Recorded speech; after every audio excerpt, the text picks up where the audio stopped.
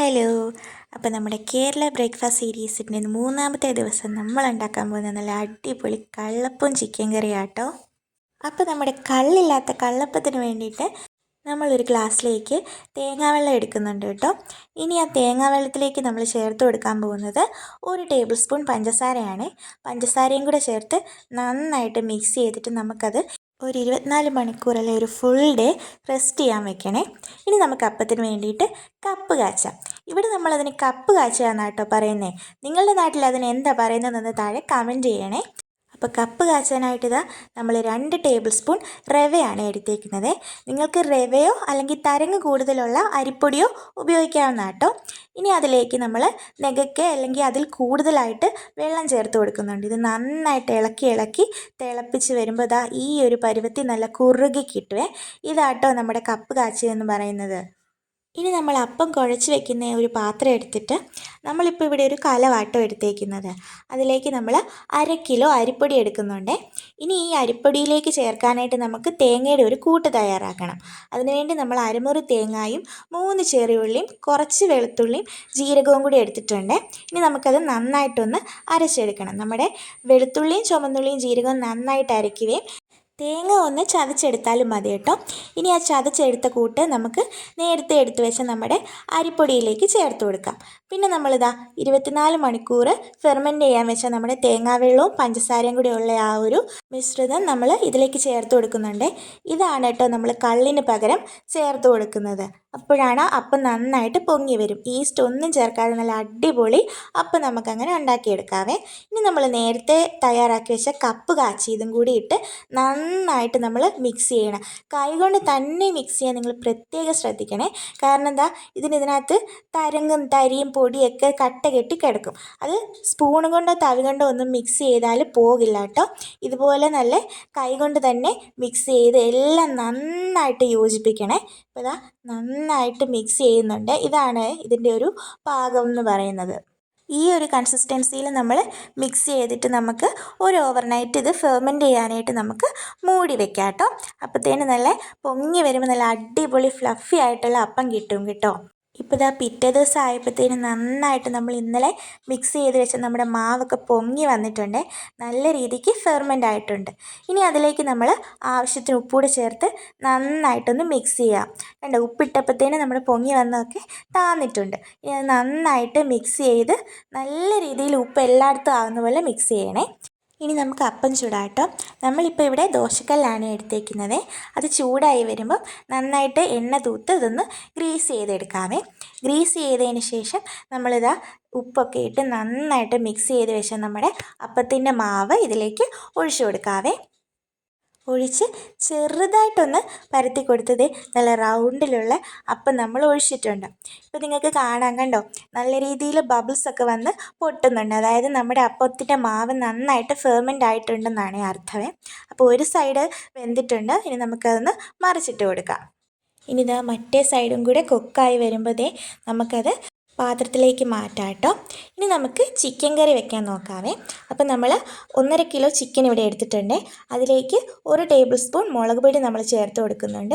പിന്നെ 1 ടീസ്പൂൺ മഞ്ഞൾപ്പൊടിയും നമ്മൾ ചേർത്ത് കൊടുക്കുന്നുണ്ട്. പിന്നെ വളരെ കുറച്ച് മാത്രം ഉപ്പും നമ്മൾ അതിലേക്ക് ചേർത്ത് നന്നായിട്ടൊന്ന് മാരിനേറ്റ് ചെയ്ത് ഒരു 15 മിനിറ്റ് റെസ്റ്റ് ചെയ്യാൻ വെക്കണം കേട്ടോ. അപ്പോഴത്തേക്ക് നമുക്ക് കുറച്ച് വെളുത്തുള്ളി, ഇഞ്ചി, 1 തക്കാളി, 3 മീഡിയം സൈസ് സവോളയും പച്ചമുളകും കറിവേപ്പിലയും കൂടി ഒന്ന് അരിഞ്ഞെടുക്കണം കേട്ടോ. ഇനി നമ്മളൊരു ചൂട് കട്ടിയുള്ള ചീനച്ചട്ടി അടുപ്പ് വെച്ച് എണ്ണ ഒഴിച്ച് കൊടുക്കാവേ. എണ്ണ ചൂടായി വരുമ്പോൾ നമ്മൾ നേരത്തെ മാരിനേറ്റ് ചെയ്ത് വെച്ച നമ്മുടെ ചിക്കൻ പീസ് എല്ലാം കൂടി അതിലേക്കൊന്ന് ഇട്ട് കൊടുക്കാം. നമ്മൾ മാരിനേറ്റ് ചെയ്ത് വെച്ചേക്കുന്ന ചിക്കൻ നമ്മൾ ഫ്രൈ ചെയ്യുന്നില്ല, പക്ഷേ ഒരു 10% ജസ്റ്റ് ഒന്ന് കുക്ക് ചെയ്തെടുക്കുകയുള്ളേ.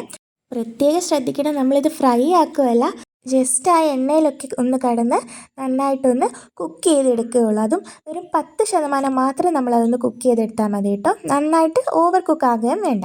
ഇനി നമുക്കതൊന്ന് മറിച്ചിട്ട് ഒന്നും കൂടി ഒന്ന് കുക്ക് ചെയ്തിട്ട് നമുക്കത് കോരി മാറ്റാവേ. അങ്ങനെ കോരി മാറ്റിയിട്ട് നമുക്ക് ഇനി അടുത്ത ബാച്ച് ചിക്കനും കൂടി ചേർത്ത് ഇതുപോലെ തന്നെ ഒന്ന് കുക്ക് ചെയ്തെടുക്കുവാണേ. അപ്പോൾ നമ്മൾ എല്ലാം കോരി മാറ്റിയിട്ടുണ്ട്. കണ്ടോ, നമ്മളത് ഓവറായിട്ട് ഫ്രൈ ചെയ്ത് എടുത്തിട്ടില്ല, എന്നാൽ അത് കുക്കായിട്ടുമുണ്ട് കേട്ടോ. ഇനി ഇതാ നമ്മൾ ചിക്കൻ ഒന്ന് വേവിച്ചെടുത്ത അതേ എണ്ണയിലേക്ക് തന്നെ ജിഞ്ചർ ഗാർലിക് പേസ്റ്റും കൂടെ തന്നെ കീറിയ പച്ചമുളകും നമ്മൾ ആഡ് ചെയ്ത് കൊടുക്കുന്നുണ്ട് കേട്ടോ. അതൊന്ന് വഴന്ന് വരുമ്പോഴത്തേന് നമ്മൾ അതിലേക്ക് ചേർത്ത് കൊടുക്കുന്നത് നമ്മൾ അരിഞ്ഞു വെച്ചേക്കുന്ന നമ്മുടെ സവോളയാണ്. സവോളയും കൂടെ ചേർത്ത് നന്നായിട്ട് ഇളക്കണം കേട്ടോ. സവോളയും നന്നായിട്ട് വഴന്ന് വരണം. ഇപ്പോൾ ഇതാ നമ്മുടെ ജിഞ്ചർ ഗാർലിക് പേസ്റ്റും ആ എണ്ണയും എല്ലാം നന്നായിട്ട് നമ്മുടെ സവോളയിൽ പിടിക്കുന്ന രീതിയിൽ നല്ല രീതിക്ക് നമ്മളതൊന്ന് മിക്സ് ചെയ്ത് കൊടുക്കണേ. ഇപ്പോൾ ഇത് നന്നായിട്ട് മിക്സ് ചെയ്ത് കഴിഞ്ഞിട്ട് നമ്മൾ ആവശ്യത്തിന് ഉപ്പും കൂടി ചേർക്കുന്നുണ്ട്. ഉപ്പ് ചേർത്താൽ നമ്മുടെ സവോള വേഗം വാടിക്കിട്ടും. അപ്പോൾ നമ്മൾ ഉപ്പും കൂടി ചേർത്ത് നന്നായിട്ട് മിക്സ് ചെയ്ത് നമ്മൾ ഇളക്കി നല്ല രീതിക്ക് ഇതൊന്ന് വാടി വരണം. ഇപ്പോൾ ഇതാ കുറച്ചും കൂടി ഒന്ന് വാടി വന്നിട്ടുണ്ട്. ആ സമയത്ത് നമുക്ക് ഒരു തണ്ട് കറിവേപ്പില നമ്മൾ ഇതിലേക്ക് ചേർത്ത് കൊടുക്കുന്നുണ്ട്. കറിവേപ്പിലയും കൂടി ചേർത്ത് നന്നായിട്ട് ഉള്ളി വഴറ്റിയെടുക്കണേ. അപ്പോൾ ഇതാ ഉള്ളി നന്നായിട്ട് വഴന്ന് വന്നിട്ടുണ്ട്.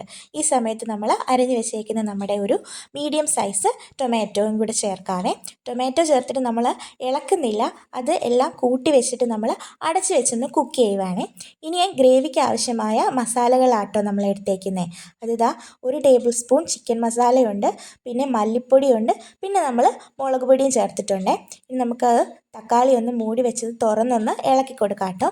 ഇനി ഒരു 5 മിനിറ്റും കൂടി നമ്മൾ തുറന്ന് വെച്ചൊന്ന് ഇളക്കി തക്കാളിയും കൂടി ഒന്ന് വാടി വരുമ്പോൾ നമുക്കിതിലേക്ക് നമ്മൾ നേരത്തെ എടുത്ത് വെച്ച നമ്മുടെ പൊടികൾ ചേർത്ത് കൊടുക്കാവേ. ഇപ്പോൾ ഇതാ തക്കാളിക്കായും എല്ലാം നന്നായിട്ട് വഴന്ന് വന്നിട്ടുണ്ട്.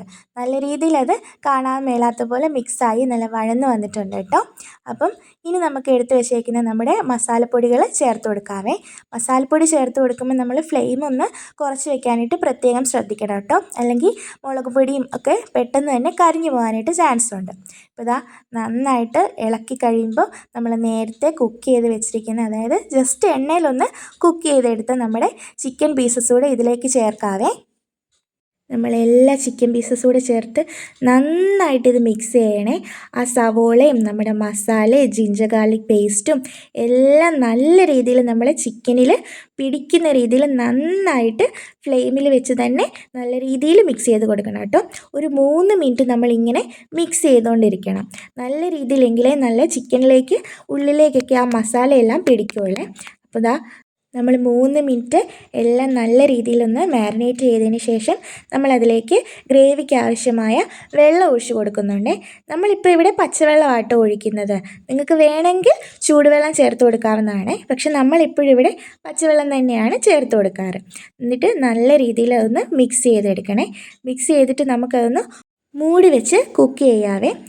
ഇടയ്ക്ക് നമ്മളിതാ ചുവട് ചേർത്തൊന്ന് ഇളക്കി കൊടുക്കണേ. നമ്മുടെ ചിക്കൻ കറി നല്ലതായിട്ട് ഇവിടെ തിളച്ച് വരുന്നുണ്ട്.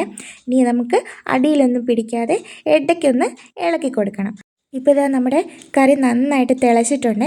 ഇനി അതിലേക്ക് 1 ടീസ്പൂൺ നമ്മൾ ഗരം മസാല ചേർത്തിട്ട് അന്നേരം തന്നെ അതൊന്ന് ഫ്ലേവർ പോവാതെ മൂടി വെക്കണേ. ഇനി നമുക്ക് അതിലേക്ക് കടുക് താളിക്കാനായിട്ട് എണ്ണ ചൂടായി കടുക് പൊട്ടിച്ചതിന് ശേഷം നമ്മൾ അരിഞ്ഞു വെച്ചിരിക്കുന്ന ചുമന്നുള്ളിയും കറിവേപ്പിലയും കൂടി ഇട്ട് നന്നായിട്ട് അതൊന്ന് മൂപ്പിച്ചെടുക്കാവേ. മൂപ്പിച്ചെടുത്തതിന് ശേഷം നമ്മൾ അതിലേക്ക് ചേർക്കുന്നത് 1 ടീസ്പൂൺ കുരുമുളക് പൊടിയാട്ടോ. കുരുമുളക് പൊടി ചേർത്ത് ഒന്ന് ഇളക്കി കഴിയുമ്പോൾ നമുക്ക് അന്നേരം ഫ്ലെയിം ഓഫ് ചെയ്യാവേ, അല്ലെങ്കിൽ നമ്മുടെ കുരുമുളക് പൊടി കരിഞ്ഞു പോകും. ഇനി നമ്മൾ ഈ താളിച്ച് വെച്ചേക്കുന്ന നമ്മുടെ കടുകും കറിവേപ്പിലയും ഉള്ളിയും എല്ലാം കൂടി നമ്മൾ നേരത്തെ വെച്ചിരിക്കുന്ന നമ്മുടെ ചിക്കൻ കറിയിലേക്ക് ചേർത്ത് ഇതും അതുപോലെ തന്നെ ഫ്ലേവർ ഒന്നും നഷ്ടപ്പെടാതെ അന്നേരം മൂടി വെക്കണം കേട്ടോ. അപ്പോൾ നമ്മുടെ കേരള ബ്രേക്ക്ഫാസ്റ്റ് സീരീസിൻ്റെ ഡേ 3 ബ്രേക്ക്ഫാസ്റ്റ് നമുക്ക് സെർവ് ചെയ്യാം കേട്ടോ. നല്ല അടിപൊളി കള്ള് ചേർക്കാത്ത കള്ളപ്പവും പിന്നെ വളരെ ഈസി ആയിട്ട് എല്ലാവർക്കും എളുപ്പത്തിൽ തയ്യാറാക്കാവുന്ന നല്ലൊരു ചിക്കൻ കറി, കൂടാതെ നമുക്കിന്നൊരു ഏത്തപ്പഴം കൂടി ഉണ്ടേ. കൂടെ നല്ല ആവി പറക്കുന്ന ഒരു കട്ടൻ കാപ്പിയും കൂടി ആകുമ്പോൾ ഇന്നത്തെ ബ്രേക്ക്ഫാസ്റ്റ് അടിപൊളിയായി. അപ്പം നിങ്ങൾ ഈ ബ്രേക്ക്ഫാസ്റ്റ് എന്തായാലും ഒന്ന് ട്രൈ ചെയ്ത് നോക്കണേ. കള്ള് ചേർക്കാത്ത കള്ളപ്പം നിങ്ങൾക്ക് ഇഷ്ടമാണെന്ന് കൂടി ഒന്ന് താഴെ കമൻറ്റ് ചെയ്യണേ. അപ്പോൾ ഇഷ്ടപ്പെട്ടാൽ നിങ്ങളുടെ ഫ്രണ്ട്സിലേക്കും ഇതൊന്ന് ഷെയർ ചെയ്യുകയും ലൈക്ക് ചെയ്യുകയും കൂടാതെ സബ്സ്ക്രൈബ് ചെയ്ത് സപ്പോർട്ട് ചെയ്യാനും മറക്കല്ലേ. അപ്പോൾ നമ്മുടെ ബാക്കിയുള്ള ബ്രേക്ക്ഫാസ്റ്റ് കൂടി നമ്മുടെ ചാനലിലൊന്ന് എല്ലാവരും കയറി കണ്ടു നോക്കി സപ്പോർട്ട് ചെയ്യണേ.